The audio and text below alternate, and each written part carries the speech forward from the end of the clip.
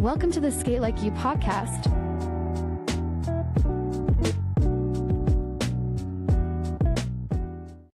What's going on, everybody? Hey, it's Mark, Sk8LikeYou Podcast, Sk8LikeYou.com. I am here with the man himself, Jim Garrett of JG Hubs. How's it going, Jim? It's doing good. I'm pleased to be here. Really feel honored to be on the show. Oh man, I'm stoked and honored to have you on. I mean, you know that I've been in Jim's DMs for a few weeks now. Like, okay, you ready? You ready? You ready? You ready? Always ready. I was looking forward to it, man. For real. Like, it's funny is that I think I mentioned this in like a post recently, where I don't remember us meeting prior to Skate Like No Breaks. Did we ever meet prior to that? We had never met. We had skated. We were at the Palace, and I had seen you skate, but that's about it. I was always kind of like, "There's that Skate Like You guy," and that's about it. Oh, but yeah, you know, probably for a year now, I've been walking around with a pouty lip, thinking, "When's he going to ask me to be on?" Being completely oblivious, not knowing like who Jim, like I wouldn't have been able to. And I hope that doesn't offend you in any way. It's just, you know, I like, yeah. There's so like, especially because I'm not native to this area, so like everyone has, even if everybody doesn't hang out or is best friends with each other, they've known who each other is for years. It's, you know, but I'm meeting everybody. You know? And I'm still pretty new to it. I mean, I haven't been skating my whole life. So, you know, meeting all these people, I mean, it's been a great journey just to be able to skate with all these, I mean, excellent skaters. These skaters here in Pennsylvania, New Jersey, and Maryland, they are excellent. They are really good skaters, and I feel honored to be able to be in a pack with them. Yeah, no, absolutely. Now, first off, we already have a surprise here. When you tell me you haven't been skating that long, I'm like, what? Like, so wait, when did you get into skating? Well, I skated, you know, just like everybody. Went to birthday parties when I was a kid, you know, 10, 11 years old, maybe even a little younger than that, but about that old. Probably skated about 5 times when I was younger. And Christine and I, when we had kids, we had decided after sending the kids to public school for a while and then thinking that wasn't the right idea, sending them to private school, finding out that wasn't really best for them, she started homeschooling the kids. And this was around 2010, maybe 2009. I think it might have been 2009. Okay. And so she started homeschooling the kids, and the kids needed a gym credit. Yeah. So she took the kids roller skating. And after she went a couple of times with the kids, she goes, "Would you want to come along?" I'm like, "Absolutely." You know, I've always ridden bikes, skateboards, all kinds of stuff. And I was just looking at like, you know, this could be a fun thing to do with the kids. And it was great. And we probably skated 5 years or so. And then I learned what shuffle skating was. And I was like, I got to learn how to do that. And then I'd kind of wait for people to show up, and I'd try to follow them and learn how to do it. And finally, we went to, I think it was the Fantasy Good Friday skate. Okay. Around 2016, I think, is when we went there. And I was just blown away. I mean, it was the coolest thing ever. I mean, for one, everybody was going 600 miles an hour. And I thought that was wild. But I had just gotten like an idea how to shuffle skate. So I went out and tried it and realized how bad I was at it. But was having a blast, you know, and met a lot of people there. And afterwards found out, you know, your previous guest, Greg Fuller, skated at Olympic, and we would go to Olympic, and we introduced ourselves and said, "Hey, how are you doing? I want to learn how to do what you're doing." That whole group just took us in as, you know, under their wing, and we're like, "Oh, love these people. Let's skate with them," you know. And it just blossomed from there. Then we started traveling everywhere, going to Philly, New Jersey, Pittsburgh, all kinds of places. And especially we went to Whitehall. I mean, love that place. That's crazy. So, okay. It's so funny, man. I shouldn't be surprised by how surprised I am all the time talking to people, you know? because like, especially like when I first started doing this, a lot of it was with a lot of the guests, and a lot of them still are, is people that I meet traveling around and going to events, right? Yeah. And I started going to events, a couple of years ago, and you kind of get into that world, and I just assumed like everybody I saw, like especially the way I would watch them interact, like they'd been doing this for years together, right? And then come to find out, I had these people on, I get to know them and I talk to them and like, oh no, I just started like doing the event thing 2 years ago or a year ago. And it's like, really? But even more surprising is you telling me, yeah, like, because most of the time, if people get back into this as an adult, it was because like they did it like excessively. They did it, a lot. Yeah, for 10 or 15 years when they were kids. Right. Yeah. And I guess I just assumed, right, that the guy that owns JG Hubs, has been like, it's not a bad thing. It's just surprising to me. It's interesting. It's cool. Can I ask what rink did the what do they call that? The program that your kids went to for the physical education? Oh, it was just she would just take him to the rink and then just count that time. But we used to skate at Magic Elm. We did that for probably 5 years in Hanover, PA. Okay. Yep. But we skated there and we had a lot of fun. I mean, a ton of fun with the kids.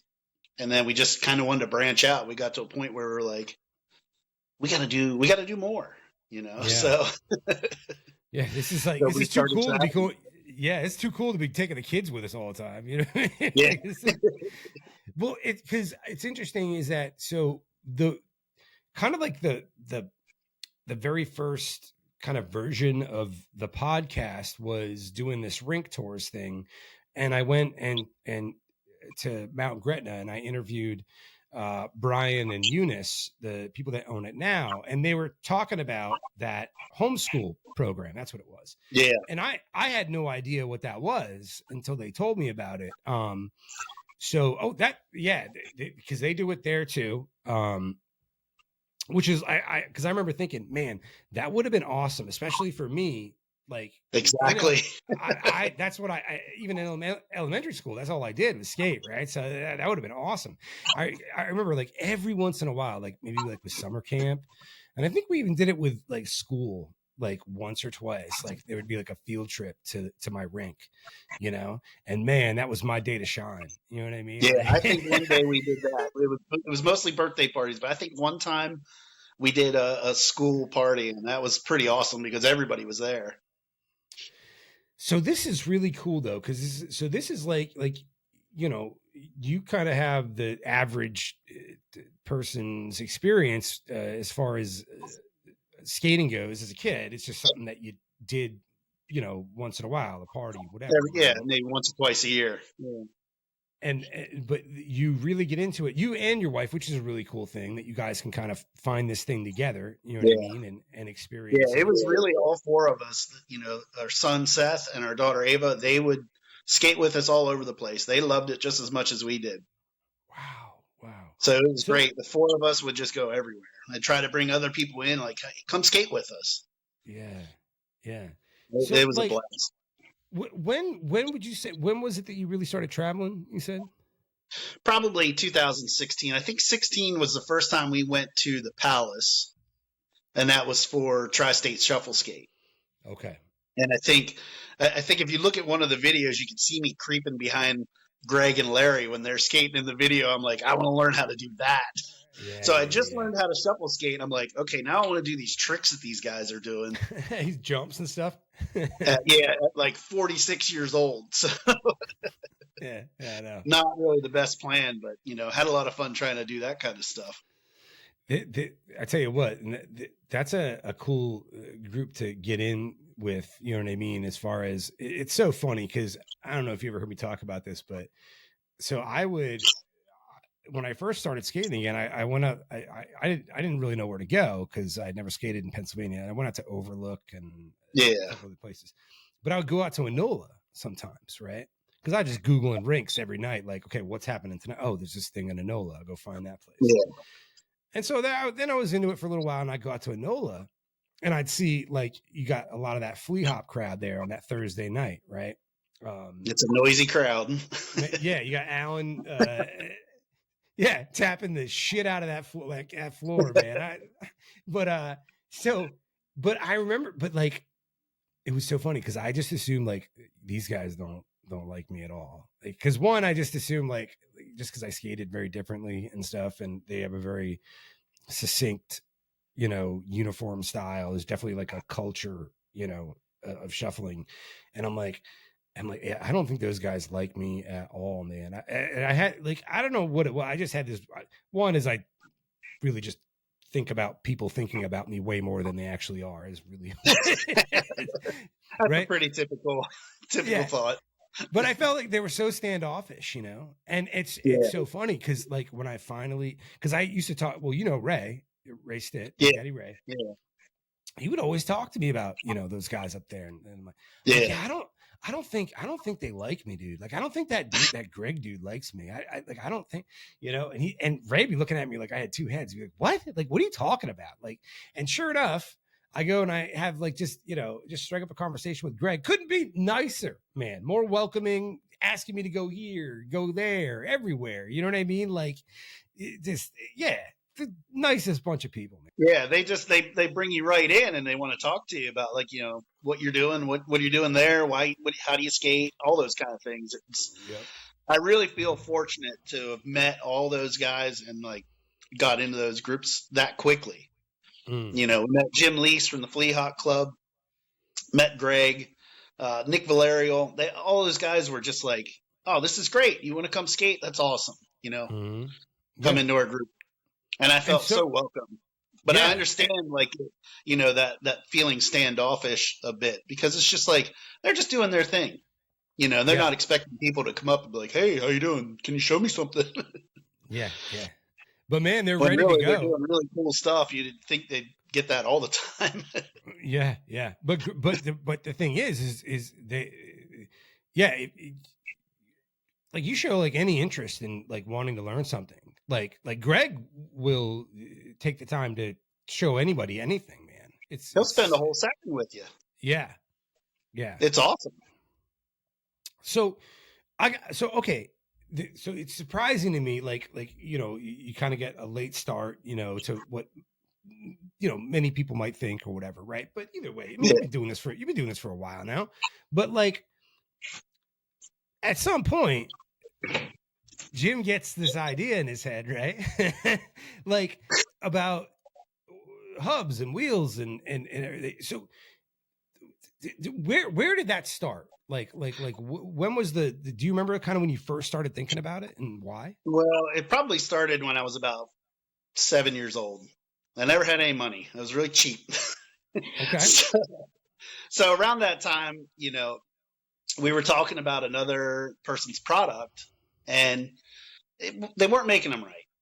And I basically just said to my friend, all they had to do is do this and you can make a perfect part every time. And he goes, you should do that. And I was like, I think I will. So around that time, I was getting a set of wheels for Christine. So I bought tires for like a fan jet. And I thought, I'll make some fan jet hubs. I'll make them for Christine. I had a little bit of a bar of aluminum in the shop. And I thought, I'll just try this out. And I just bought a new tool that I could use for it. I was like, this is perfect. So you don't have any, like, are you a machinist by trade? I have a machine shop at Sk8LikeYou Precision. I'm down in York, PA. Okay. So I had a little bit of free time. At the time period, we usually had slow periods where there would be a lull in work and then we'd work on something else. So we had a lot of projects that would be seasonal kind of.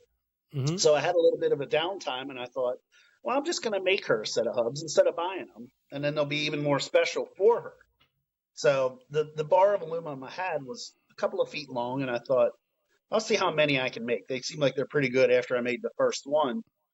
So I made 3 sets. I made a set for Christine, which I engraved with her name on it. And then a set for me and then a set for my daughter. And like the next week, we went up to the rink and everybody saw him.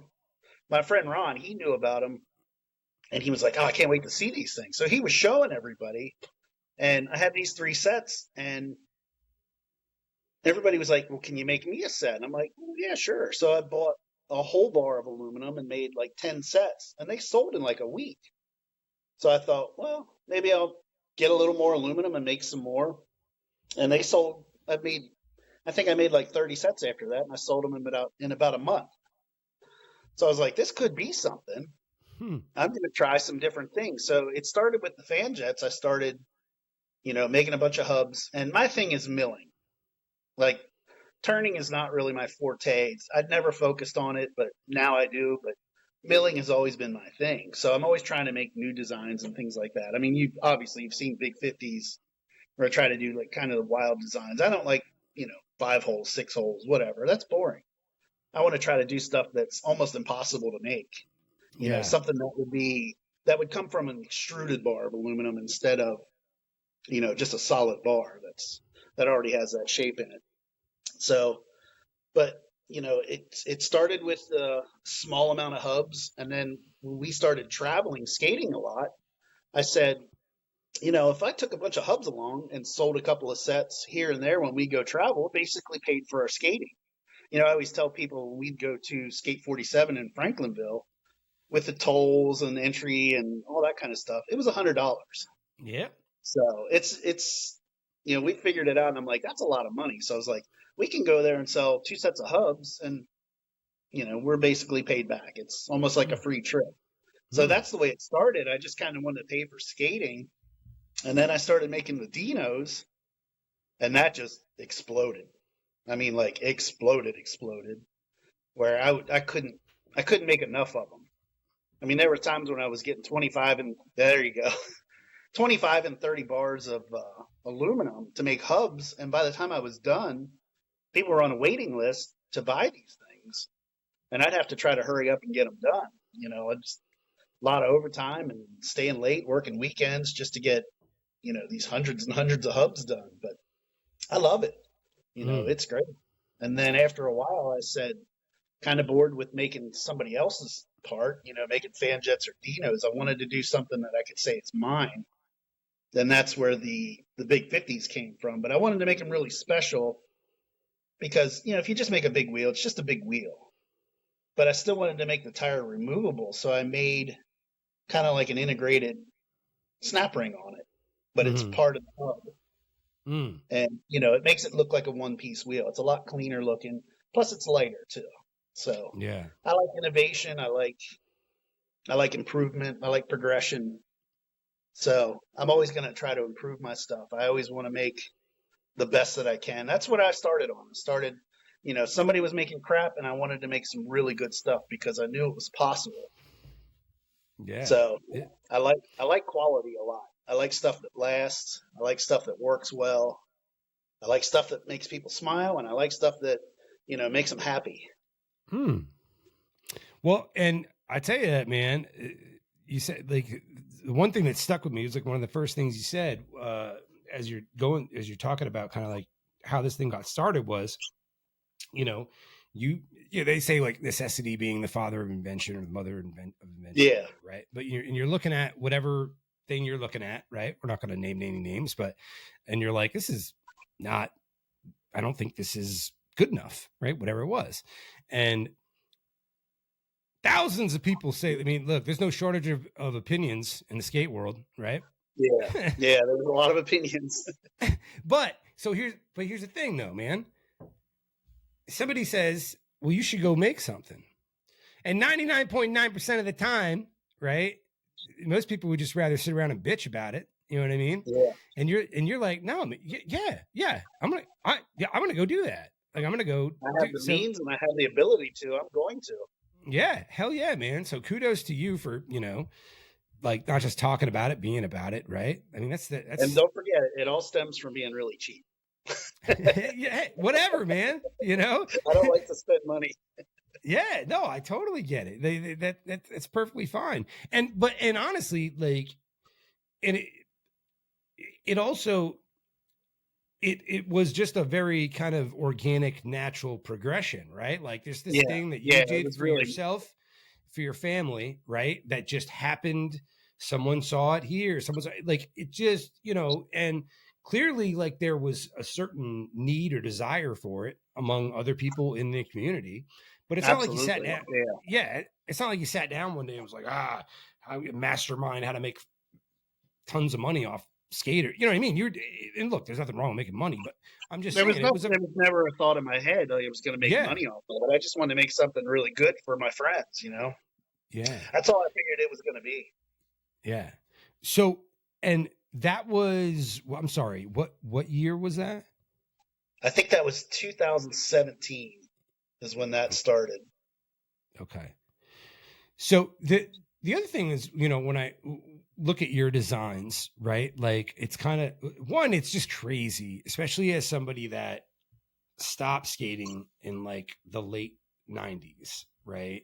And then coming back a few years ago, and the evolution of gear and equipment, skate equipment has, well, some of it's changed a lot. Some of it hasn't changed at all, right? It's minor little changes, but they've made huge leaps and bounds of improvements on stuff that's already there. That's the one thing I've noticed is it's not, things aren't different. They're just way better, like better quality materials. And everything is just a lot nicer. But the wheel game is very different in the aesthetics, of things. You know what I mean? Yeah. Like, I mean, I look at your stuff and I'm like, you could superimpose those on a car and someone would think those are rims. You know what I mean? Like that's what it looks like. I mean, they look amazing. How much are you thinking though? Like, cause like with those big 50s, like you're like, I don't want to just do 5 holes, right? Like almost had like a spoke kind of a spoke thing going on. How much of that are you having to really kind of concern yourself with as far as structural integrity? Are there things that you've wanted to do that that wouldn't hold up or anything like that? Is it anything like? There's a lot of that, but first off, thank you. That's the biggest compliment you could ever give me is that like it looks like a car wheel, because really that's what I was going for. That's always the goal, because everybody says that. Can you make this? I'm like, well, not really, but I try. Yeah. I just explained this to a guy I met today. Sticking like these tools out so far, it's so difficult to program these things to work correctly, with what you have, and it's to make it look the way I want it to. That's the biggest thing. And like I can make anything, make it kind of half-assed, but I want to look at it when I'm done and go, that looks right. That's the way it should be. Mm-hmm. But yeah, I mean, if I could make them look like car wheels, I would do that every time. It's really difficult. It's a matter of logistics. You have a really small hub on a car wheel. The center hole is really small. So you have a lot more room there to make designs. Plus it's big and you're dealing with relatively small tools. And now I'm dealing with tiny tools on a really small, platform there. And it makes it difficult. But, I try my best. I have a couple of designs that I just did that even kind of blew me away. What I thought it was going to look like and what it came out as. Like some of them, I'm like, not really. But some of them that I just did, I'm just like, man, these are the best things I've ever done. The one that Christine posted today, I'm really happy with that. I remember when I made the first set, I was talking to Chris Meyer, and he goes, hey, if you haven't sold those yet, I want them. Can you anodize them for me pink? And I said, yeah, I'll anodize them pink. And that'll be the only set. So you have a 1-of-1 set, and, they'll be special. And he's, oh, man, that's awesome. So I like to do that kind of stuff, too. Like somebody will give me a suggestion, like, hey, can you do it? Can you do it this color and then, mill it out afterwards? Absolutely. I like doing one-off sets like that.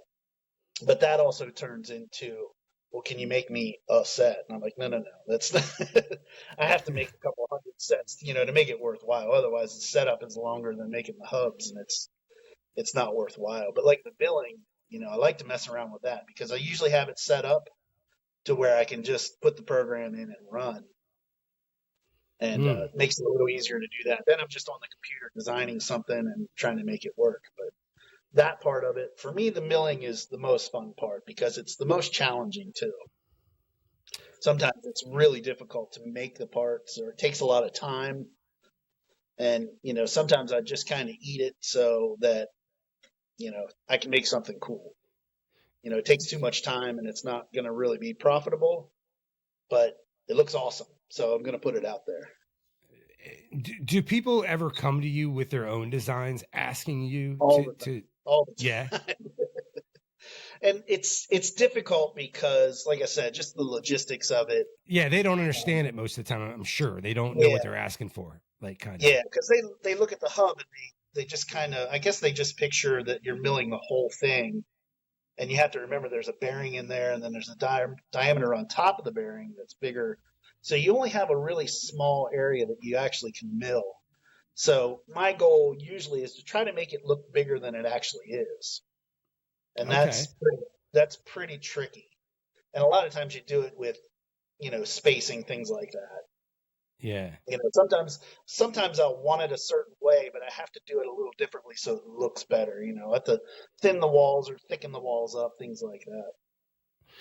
So when was it that you said, okay, so like that you kind of started getting away from like just doing like a replica to designing your, like, how long were you making, like, let's say the Dinos or, whatever, before you kind of like were inspired enough to say, oh, I have my own ideas or my own design, I want to try that? Yeah, I think I made the first album in 2017, and then I think by about 2019, like late 18 or 19, I started making Dinos, and that started with Ron Murray. He was selling a set of Dino tires, and I was like, hey, if I buy those, I can make those hubs. So that's kind of how that started. So, and then after I did that, that got rolling for a good year at least. And that's when I decided, I was like, I want to do something that I can call my own. And that was 2020 when I first made that set. With COVID and everything, I kind of just stuck myself in the shop and just worked a lot. So I was down there doing hubs and things like that. And around that time, people were buying a lot because, kind of like me, they were bored, being stuck inside, not being able to go out and do as much stuff as they wanted to. So I was there making stuff because I couldn't do anything. And they were, the skating fans were out there buying stuff because, they were kind of bored too. So it really worked out. It worked out timing wise. It was almost perfect. How many different like JG hub like design, like your own designs? How many of those are there that you've manufactured? I'll tell you, I have way too many. Really? Well, it makes it difficult because I make a limited amount of hubs, so I'm trying to get all the designs. I do 7-hole, 9-hole. I think here I do the Goth Girl hubs. I do the heart hubs. Now I do heart hubs in micro bearings. And there's probably 5 or 6 more. So you try to do so many hubs, and then you want to anodize some of them a different color, but you want to do several colors. So it really makes it tough. You end up with only 2 or 3 sets of, say heart hubs in purple, and then a couple in pink and a couple in turquoise or something like that. So it's great for variety, but it's like the old thing: everybody wants what you don't have in stock. Yeah. So I might have 100 sets of wheels, but somebody says, well, I want this with this color tire, and it makes it difficult that way. But I also get to put them all together and look at them and go, oh, that's the best set I ever made. So there's a bit of satisfaction there on my side that I'm a little selfish, but I want to do it this way. I like this. But it's also a little tough for sales because I don't always have what everybody's looking for. So, I usually have too many different designs. I should probably focus a little more on maybe 3 or 4 of them. But how many? I'll have a little survey and see what everybody likes the most. Yeah, but I guess how many so design like just specific designs do you know offhand, like that you've come up with, and at some point, even though there might be different variations or whatever, there's probably a dozen of them. Wow, that's a lot, yeah, man. And it is. Really It's I mean, like 5 is a lot. Yeah. But I'm always trying to think like, okay, I could do this. My personal set, I only did one set like that. I wanted to do a whole bunch, but then I had a lot of requests for, the hearts and the 9 holes and things like that. So I didn't get to do the design that I made for myself for anybody else, which, is kind of cool on my side, but other people like that also. And I wanted to introduce it. Probably the next batch I'll do a bunch of those because it's one of my favorites. And it's kind of basic, but it just looks really metal, Yeah. It has sharp edges and things like that. I really like it. What's the? I think it's a 50. It's like a bronze or gold hub with a blue wheel. As a matter of fact, it was that I shared the picture of it. The light blue ones, yeah. That's a one-of-one set right there. That's the Johnny Morales hub. I think it was 2021. We went down. Well, it was 2020. We went down to Florida, and we skated in Miami with Chris Soto, Johnny Morales, and I can't think of the other guy. But there's another one of those examples. Like, we went down there and met these people, and they just took us into their group, and we talked more than we skated that whole night. And I really got close to those guys. I still deal with Chris Soto. He makes my stickers and all kinds of stuff for me. It's great. It's awesome. But about a year later, in 2021, unfortunately, Johnny Morales died. I think he had a heart attack, if I remember correctly. It's been 4 years now, but he had died, and I was actually making a set of wheels. Nobody knows this, but Heebie-Jeebie wanted a set of my wheels. So I was actually making a set of wheels for him, and that was the design. But when he died, I was like, I'm not sending these wheels to Jeff. And I just dedicated them to Johnny Morales because, that night we sat and talked to him for probably an hour and a half. And he's just the coolest guy. And, when I heard of his passing, I was really bummed out. So I wanted to dedicate that wheel to him. So that design, like the turbine and, the multi-directional or bidirectional wheel, I dedicated to him. But that set of wheels, the gold with the blue hubs or the blue tires, my friend Ken, he was like, hey, those blue tires, I want those. And I was like, well, how about if I put these hubs in them? Kind of jokingly. And he goes, oh, that's perfect. My favorite racing team is Gulf Racing, and their colors are like the blue and orange. And he showed me this picture behind him, and it was Gulf Racing Porsches. And I was like, well, there you go. They're your wheels then. The aesthetics of those things, they're gorgeous. And I have to think, like, even just like the reactions that like people that I know, like just showing them or whatever, like they must be like, people must ask you about those a lot, I would think. Yeah, they do. Man. It's a difficult wheel to make, but it's probably one of my favorites. One, because of Johnny, it means a lot, but that was one of the first wheels that I made that was a real challenge to make because I wanted to get like really sharp edges on it, even though they're not. I mean, it's, a 16th radius down the bottom of those, but it looks like a very sharp cut on those. And I'm really proud of those. That started out as like the 5-spoke, and then I just turned everything and then programmed it and milled it that way. But that's the kind of stuff I like. And the other thing about those wheels is, and I always tell people this, even Ken, when I gave him those wheels, he didn't even notice, but there's 4 lefts and 4 rights. So they're always facing the same way on your skates. And that's the kind of stuff that I like to do to make the wheels special, because, you don't want your left skate to have wheels that are, they're pointed forward and then the ones on the other side are pointed back. So I like to give a little bit extra, in the product to make it, like I said, I want the customer to be as happy as possible. You may not notice it, but maybe you'll notice it in a year and a half and go, oh, wow, they'll all be facing the same way if I put them on this way. Yeah, and this guy could have just stuck with one design for all 8, but because you had to do 2 different designs essentially for a pair or for a set. Yeah, that stuff goes a long way. For someone like me, it does. You know what I mean? Yeah. Especially as And that's OCD the as I kind of am. stuff that's important to me. I mean, I've been machining since the late 80s. So I worked for my father-in-law for the longest time, and he always drilled into us like, you have to have the quality. If you start with quality, if it strays a little bit during the day and, your tolerances move around a little bit, you're still really close to perfection.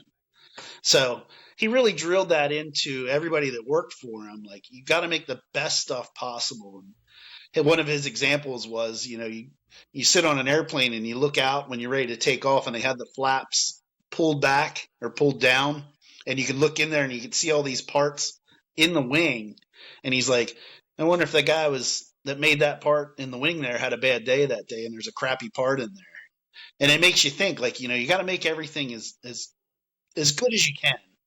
Yeah. And that was always my goal. Like, I want to make the best stuff, and I want to make the best stuff that people are going to really like and they're really going to be happy with.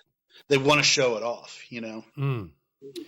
Yeah, and so that's kind of like there's you have two things going, right? Which is the one is this super high quality, but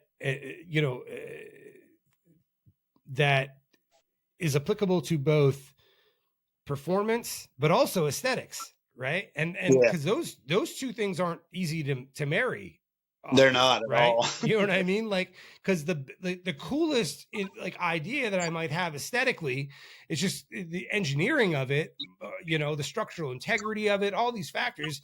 I would have to think those are probably things that you're having to kind of navigate at all times. It has to hold up too. Yeah, it has to be Yeah. strong, and it has to be reliable, and it has to last a long time. Yeah, the bridge just can't be pretty. Yeah. You know what I mean? Well, Like, yeah, part of it is I don't want to add any planned obsolescence into my wheels. I want them to last a long time. As I found over the years that if you make a good product that lasts a long time, surprisingly, people will buy a lot of them. It's not like a one and done thing. I have people that buy 3-4 sets at a time because they're just like, well, I like variety. I know they're awesome, so I want some variety. So they buy as much as they can, and it makes my day. It makes my day that they're so happy about it. They love looking at them. They love rolling them, and they're excited for them. So how has this evolved? And we don't have to get into like the weeds really completely, but like, this was something that started kind of like as a little passion project for you and your family, and a labor of love, this thing you just wanted it for yourself, whatever, but it evolves, word of mouth, people see it, to where it is now. So like, how much has the business really grown? Like what to, let's say, day one to now? I mean, is it the majority of what you do now? It's a large percentage of it. Dollar wise, not as much, but I mean, quantity of wheels, it's a lot compared to what it used to be. I mean, it started out as, like you said, a passion project, and then kind of turned into a hobby. And now I'm busy with it all the time. I'm at the shop, and everything I have is CNC, so it can pretty much run itself at least for a couple of minutes, unless I'm running something that I have some milling projects that might run for 2 hours at a time. So I can do other things in the meantime, but it's turned into a large percentage of what I do now. And especially if there is downtime where it's not quite as busy, or it's end of year for large corporations and things like that, I can spend a lot more time on it. So what happens is, if there is some downtime and things are selling, I just start making more stuff. Then I'm always a little bit ahead. Yeah. So before I forget this, because I wanted to ask this earlier, do you have a favorite, like, personal design, like hub wise, like your favorite? Well, yeah, I'd say the set of wheels I have on my skates now is my favorite, because it's literally exactly what I wanted. A lot of stuff I'm trying to just, tilt things or make the holes a little more offset or things like that. But the set that I have on my skates, that's one set I made for myself because that's the design I wanted. I don't have them here, but I was going to say I could show them, but I don't have them here with me. But I like all of them because I'm proud of all of them. But yeah, my personal set's my favorite. There are definitely some that I like more than others, but I know, like I said about the 9-hole, it's not my favorite. I think they look good and I'm proud of them, but I know what I can do on the milling machine. So I want to do something a little extraordinary, to make them a little more special. That's what makes me happy. It's not just the design of it. A lot of times it's overcoming a hurdle that I couldn't figure out. One of the things I tell people is a customer told me years ago, he's like, yeah, I'm going to send you this order. Let me know what the price is. I've been working with them for a long time now. And even working for my father-in-law, he was a customer with them. And he would just send me stuff and say, tell me what the price is. And, I know you're fair. And then we'll work it out at the end. So he sends me basically blank purchase orders.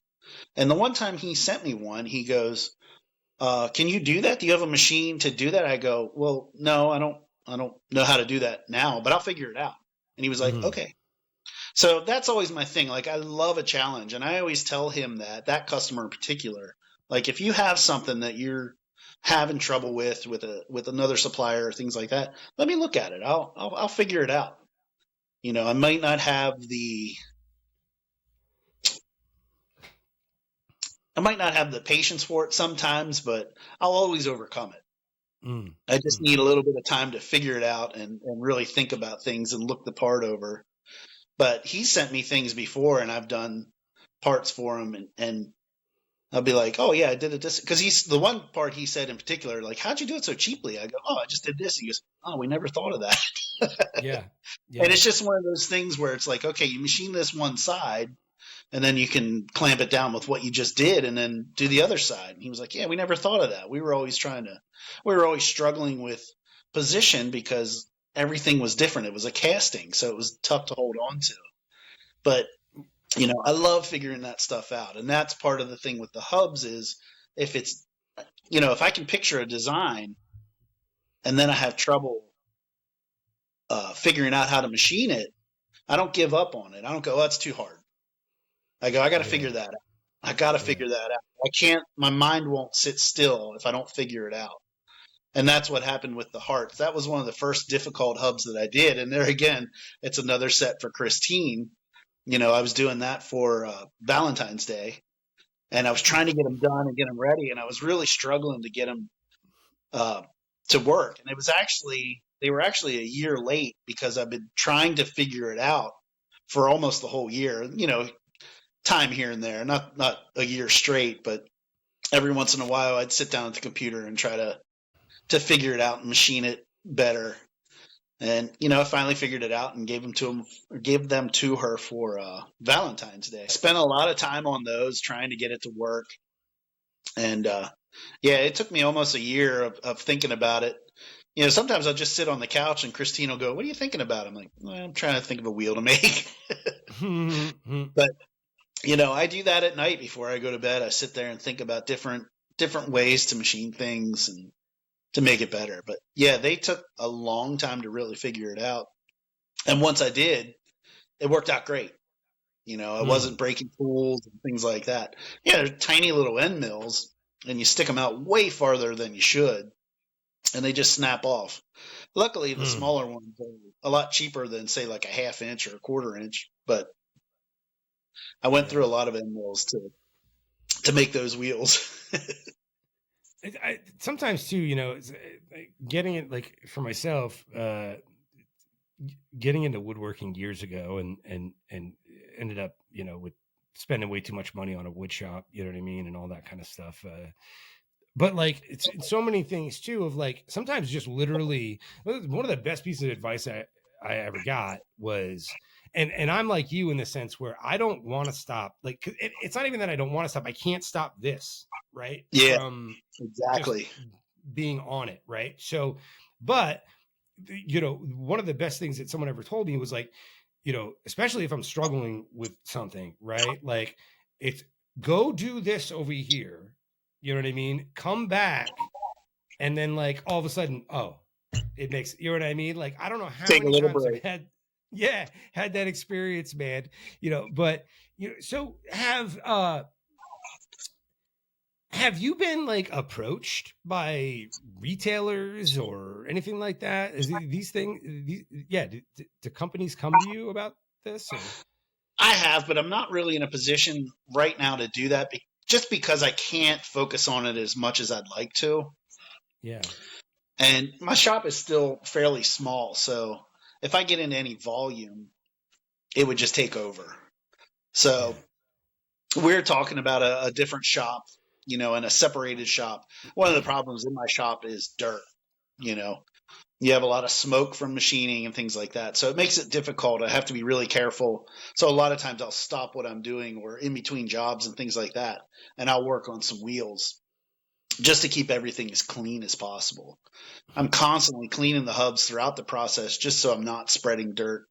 And mostly what it is, it's the coolant. It's an oil-based coolant. And it'll get on the hubs and things like that. So I'll turn the hubs and then I'll basically wash them.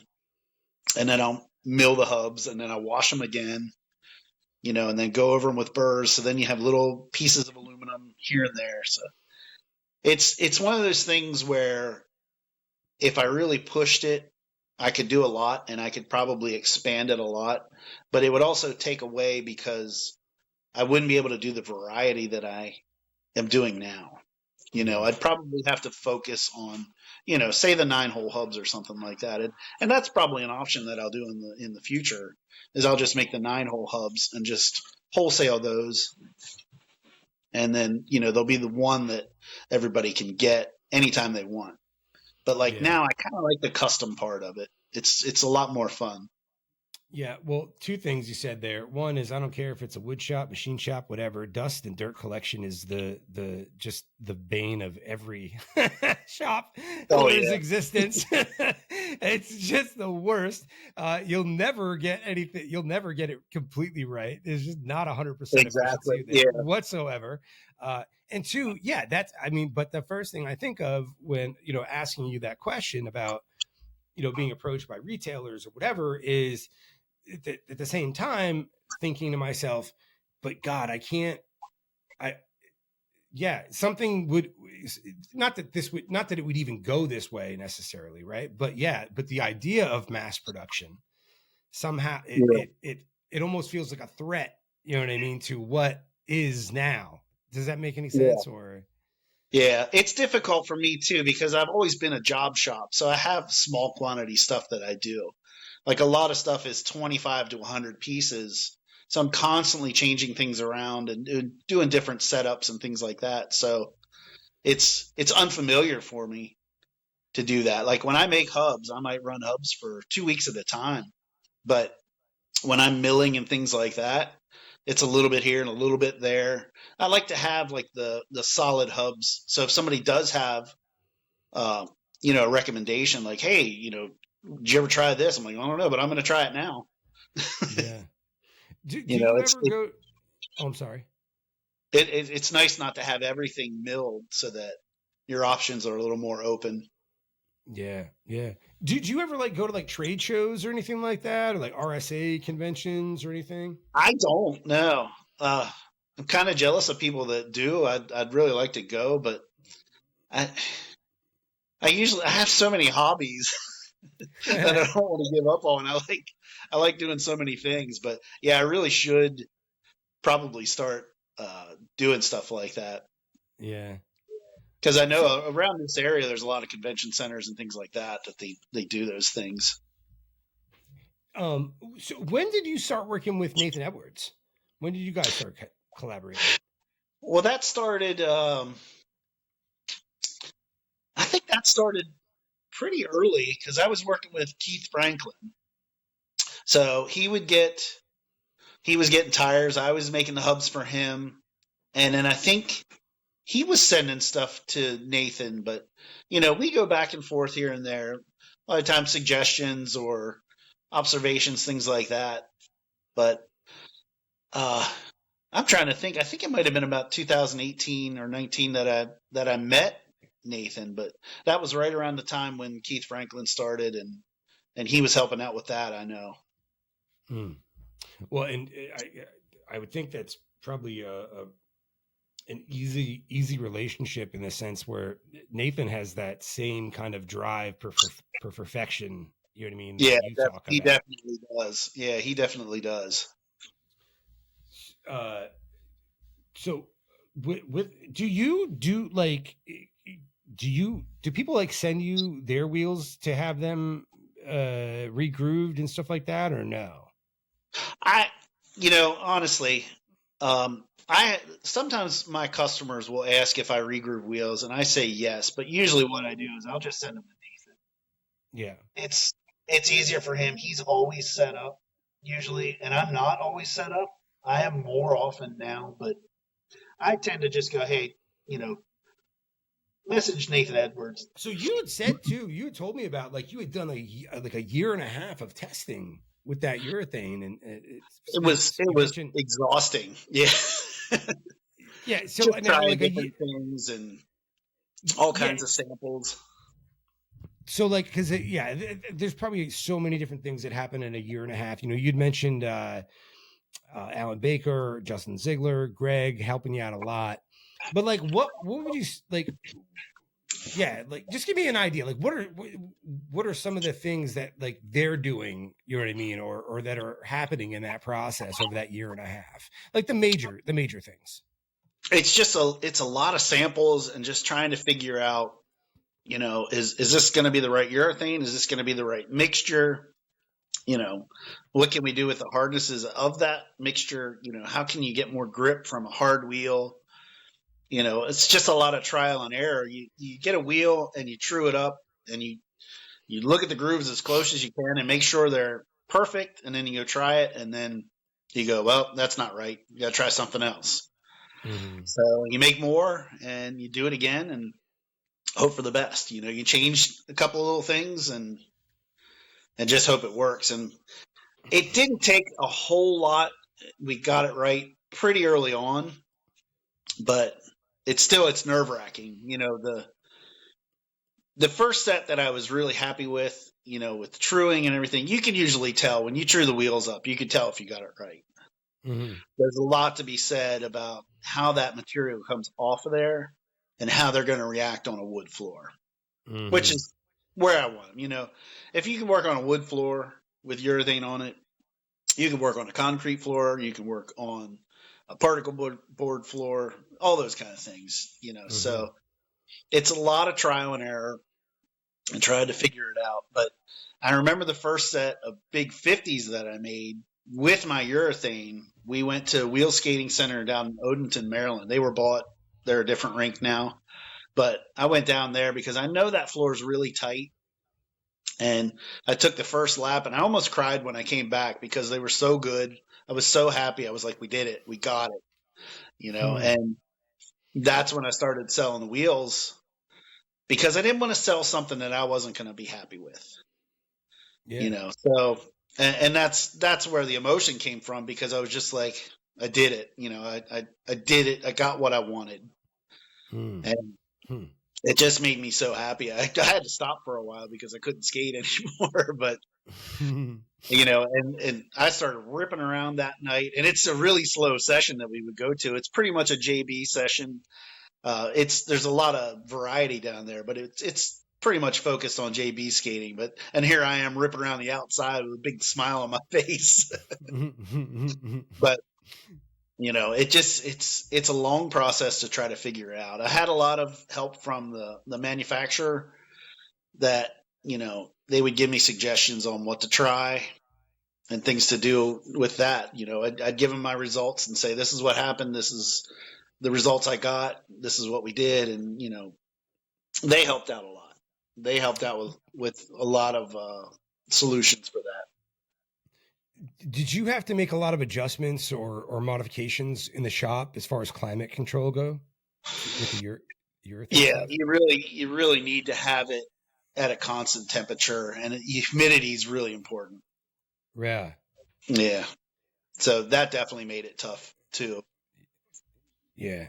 Yeah. I was talking to Ron Murray about that, you know, where he just is like, yeah, if it's raining, man, it's probably not a good idea for me to, Yeah. I'm You like, can just give up. I'm like, you know, but there's all these little things that, you know, you don't think about, you know, as some of the just purchases wheels and stuff. So here's a really like ridiculous noob question though, but, and I ask it though, one, maybe because it could also be specific to your stuff. But I see so many varying opinions on this. What is it? What should people not be cleaning their wheels with? What should they be cleaning their wheels with?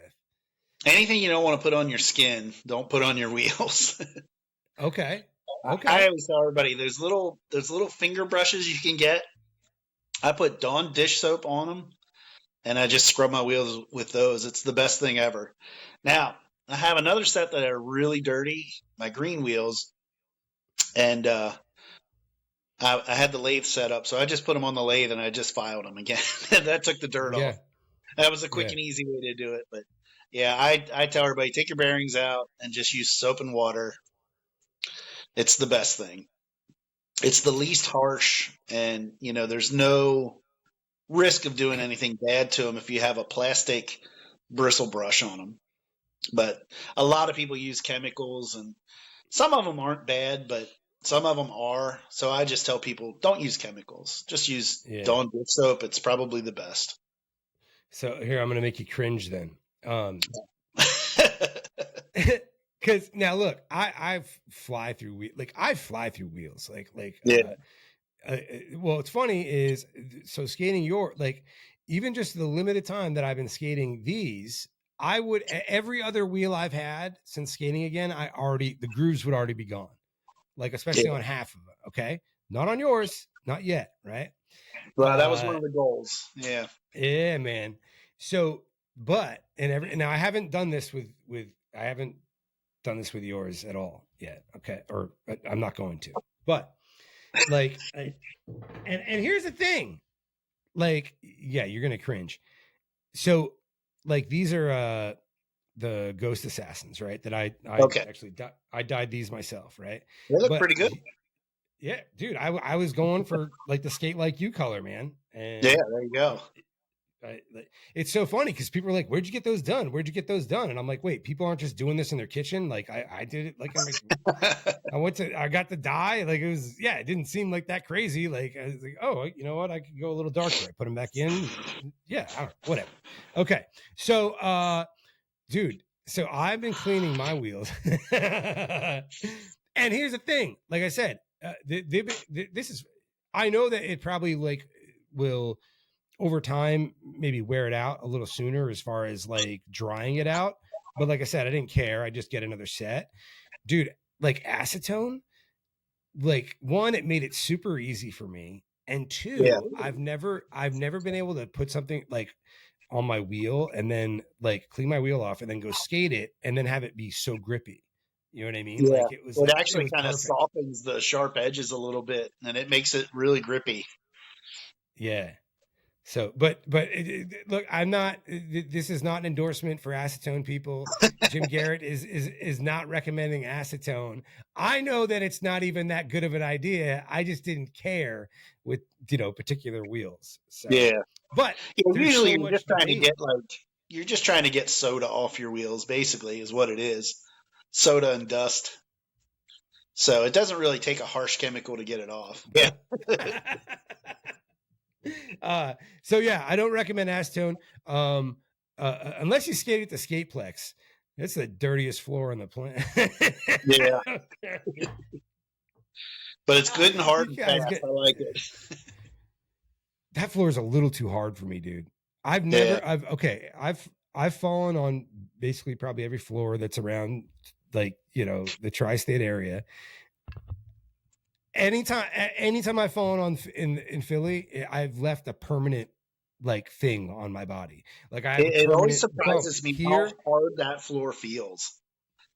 It's like it's maple, right? It's like maple, I think. I think it's maple.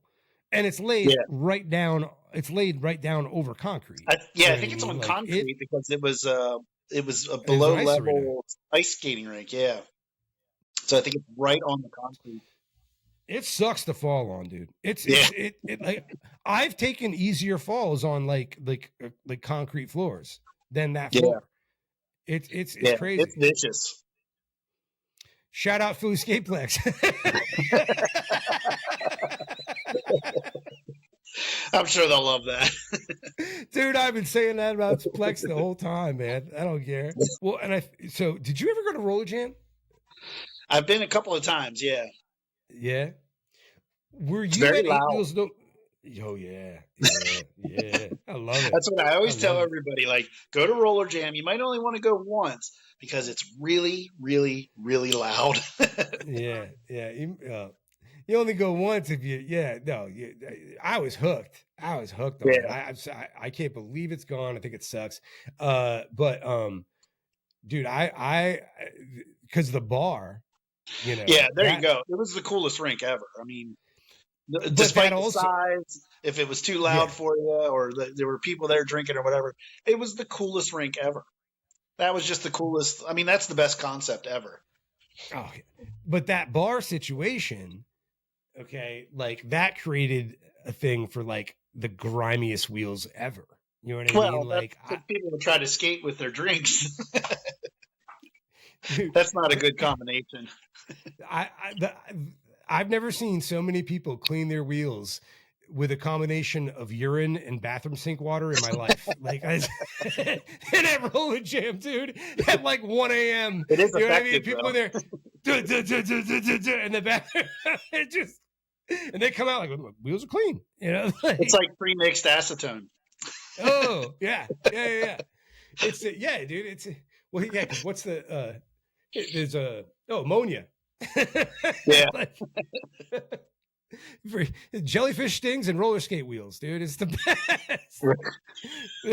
We're coming up with all the wheel cleaning solutions, aren't we?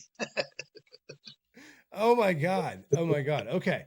So but basically nothing you want to, if you don't put it on your skin, don't put it on your wheels. That's a good rule of thumb. That's a good rule of thumb. So I just think you're probably not going to hurt the urethane. It's really strong once it's bonded and everything and cured, but you can kind of change the way it feels, and it might not be for the best. You know, like your experience, they seem grippy. It might be really good, unless it was already grippy. Then you're going to get a slowness to it. So I always just say, stay away from the harsh chemicals. Yeah, and I would think too that the harder the wheel, like on a real soft wheel, right? Like acetone is probably the worst possible thing you could ever do to it. You know what I mean? Yeah. You know, but because these things, dude, they're rated at like a 98. But I'm telling you, man, this is not in anybody else's book. These are not a 98. They definitely feel really hard.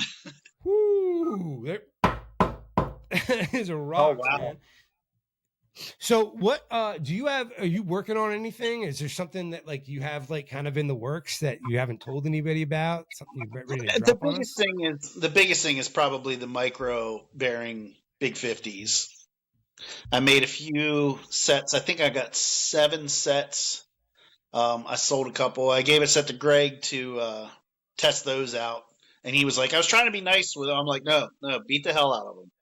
We need to test these out, make sure everything's good with the bearing bores and the sizes and things like that. I know the hub's going to hold up, but when you're dealing with micros, it's a little different because you get a little thin down there on the bottom and the bigger radius, and things can go wrong. But I think I have it handled. Put a little math into it, and you can figure out how strong it's going to be. So, can I tell you one of the best things, like the coolest things that happened, or the coolest experiences I had when I got these and I, start putting them on was, now I've had 1, 2, 3, 4, 5, like 5 or 6, no, like 7 or 8 actually different sets of wheels since I started skating again the last few years.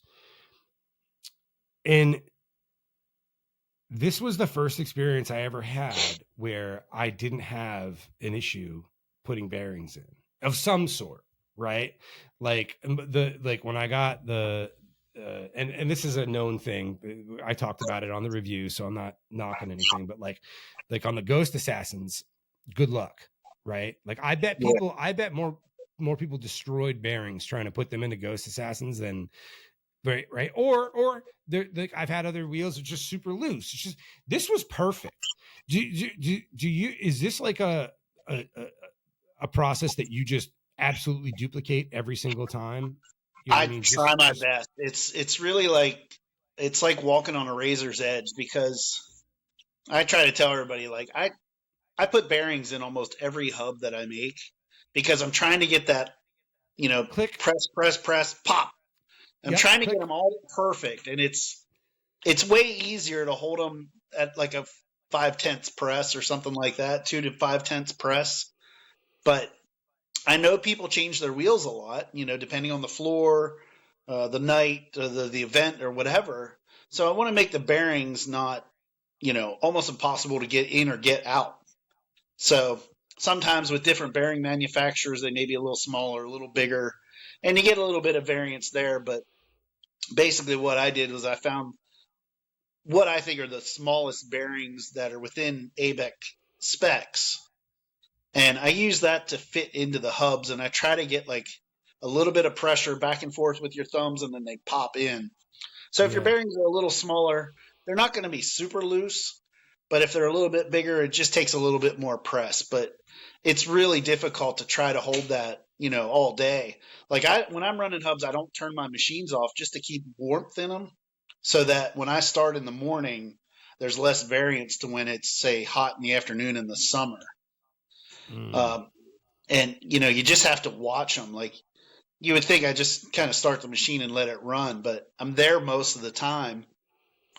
Every two or three hubs, I'll grab one and put some bearings in it. And if they seem like they're a little loose, I'll check a whole bunch of them and make sure that, okay, it's just that one, or, it's a couple of them. Maybe I need to move the size down a little bit. But yeah, I try to make them all so that, maybe if you smack them on the table, the bearings will come out, but not so much that they're going to fall out. And sometimes that happens, but they're within the size that I'm trying to hold. I try to hold about 3/10 on the size, just so they're within a window where they're always going to be good. If you make them too big, your bearings are going to click when you skate. And that's, that's when you can tell the bearing bores are way too big. Yeah. Well, and I've had that happen before. Yeah, well, the Swiss 6 that I have, man, they love it. They it's perfect. It's and it really is that. It's I can like just pop, you know what I mean, pop, and like it's like yeah. There's really, and even if I use a puller, like I think I can really actually. I don't quite think I can get it like that, But, yeah, a lot of times they'll come halfway out and stop. And then usually you can just kind of, but if you smack them on the table or something, you can usually get them the whole way out. And that's usually what I'm shooting for. Some people are critical of that. Some people love it. I think most people like it more than dislike it. Hell yeah, man. Because I want to be in a position where, like, essentially, if I have to, I can pull these bearings, sitting on a floor somewhere at a rink, maybe with a small bearing puller. You know what I mean? And that's the goal.